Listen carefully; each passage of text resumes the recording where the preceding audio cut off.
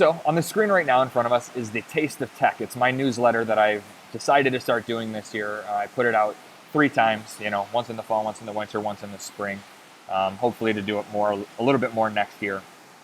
But the idea behind it is sort of part of this getting techie mindset where I want people to be, at least at the very least, curious or interested in technology.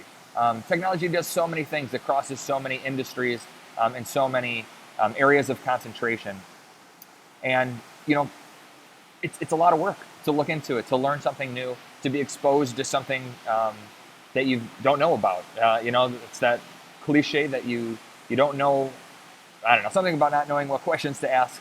Um, you don't know what to ask about. You get what I'm saying. So essentially what the Taste of Tech does some of that legwork for people to hopefully expose them to maybe sources of information, different news sources, different bloggers, different websites where you can get tech information. We actually get to also put in anything new that's happening on the tech front in our district. We've changed our guest Wi-Fi process.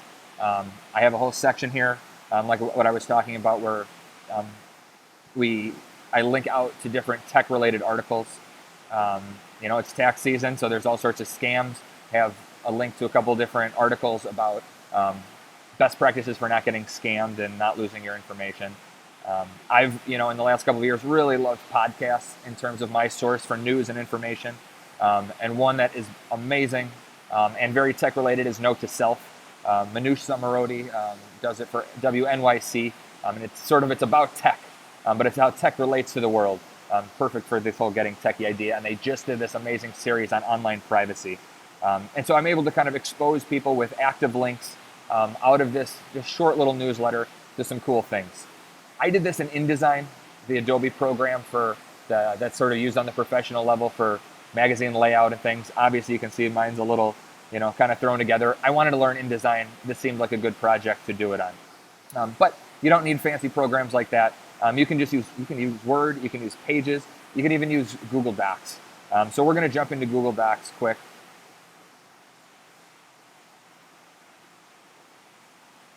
And I'm just going to show you a couple just quick tips and tricks on how to set up a document to be able to turn it into a PDF type newsletter. And so I'm going to create a new document here from the New button. I'm going to call it Newsletter. And then we just have a regular page. So I'm going to type in, Taste of Tech. If you've never used Google Docs or Google Drive at all before, I'm searching Google for some more step-by-step tutorials on sort of the different options and different formatting things that you can do. It's probably going to be worthwhile. I'm mostly just going to talk about a few little things. So if you need a more comprehensive tutorial, just do a search. There's a ton of them out there. So I'm going to bold it. I'm going to jump up to 36. I want to change my font type to this. We're going to center it from our formatting palette. I want taste to be this dark blue, as well as tech. I also want this a little bit bigger, so we're just going to pump that up. And we're going to drop that down to 30. Taste of Tech. There's my title. Now say I want to drop a photo in there. I'm going to click over here on the edge to change, to sort of minimize my window a little bit. And I would like to just throw this image in here, this training grounds image. I want to talk about, our program to sort of sign up and do training. So I can just simply drag it from the desktop, drop it in, and it brings it in as an image into Google Drive, into Google Docs, really. You can click on the little handles to resize it.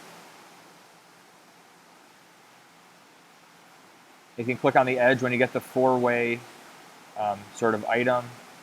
You can move it around.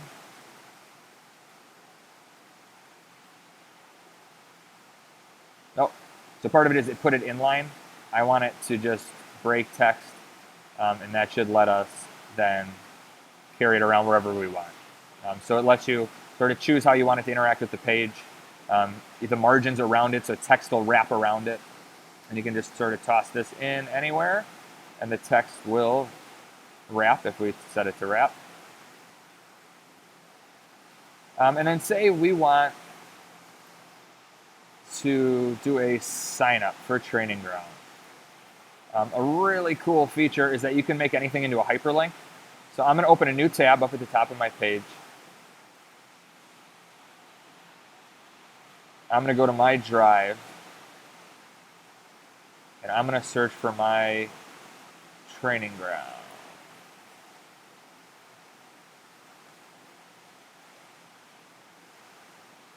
So I'm going to open my Training Ground sign up form, and I'm going to just copy the URL. Click up in the URL, hold Command copy, or you could go edit copy. And then I'll head back over here into my newsletter on my tab. And all you have to do is you highlight it to select, and then you click our insert link option, and you can paste that URL right into it. We see that we get the underline. It turns it into an active link that we can click on, especially once this gets turned into a PDF, it'll just let us click on the link. So you can add photos, you can add links, you can type all sorts of different things into it. You can change your spacing, you can insert columns, you can do bullet points, all of those different kind of neat formatting things. Again, if you're looking for a deeper dive into Google Drive, just do a little Google search for a Google Docs, Google Drive tutorial. But the last thing I want to show you is how to actually export this as a PDF. So if we come up to the File menu, we can go Download As, and there's this PDF option. It'll do a little spinning. We see that it'll download like any file out of our internet browser. And then if I click on that, this is what it would look like to anybody if you emailed it. If you had it up on your website, they would be able to view it as this PDF, click on a link to be able to move out to the places that you want them to see. So that's kind of an easy way to create a cool PDF and newsletter to expose people to all of the different amazing things that are out there in the tech world that can improve their lives.